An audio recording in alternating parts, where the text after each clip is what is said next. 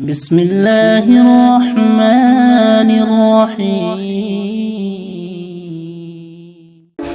آج ہماری ماؤں نے اولاد کی صحیح تربیت کا خیال نہیں کیا۔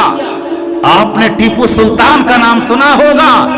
ٹیپو سلطان اپنے انگریز افسر کے ساتھ جنگل کو گئے شکار کرنے کے لیے، ہاتھی پہ سوار تھے اور جاتے جاتے سامنے سے ایک شیر آیا۔ جب شیر سامنے سے آیا، ٹیپو سلطان کے ساتھ جو انگریز افسر تھا انہوں نے ریوالور تان لیا اور کہا کہ اس پر حملہ کیا جائے گا۔ ٹیپو سلطان نے کہا کہ میرے رہتے ہی ریوالور کا وار کیا جائے گا۔ اس نے نشانہ چکا دیا اور ہاتھی سے کود پڑے اور کود کر کے شیر سے مقابلہ کیا ہے۔ شیر سے مقابلہ کرتے کرتے کافی رد و قد کے بعد شیر کے 2 ٹکڑے کر دیا۔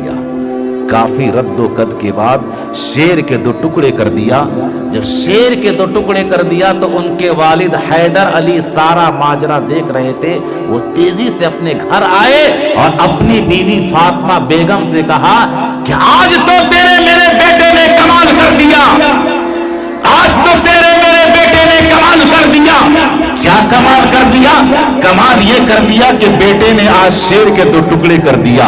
اس وقت ماں نے کہا کہ اس میں میرے بیٹے کا کوئی کمال نہیں ہے۔ کیا کہا؟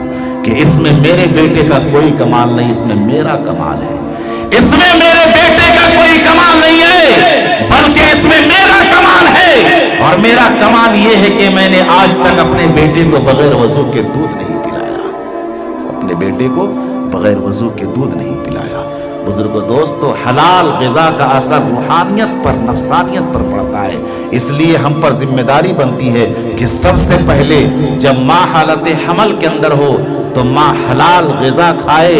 شوہر پر یہ ذمہ داری بنتی ہے، پیٹ میں پلنے والے باپ، بچے کے باپ پر یہ ذمہ داری بنتی ہے کہ جو کما کر کے لائے وہ حلال غذا کما کر کے لائے اور اپنی بیوی کو کھلائے، تب جا کر کے بچہ نیک بنتا ہے، دیندار بنتا ہے۔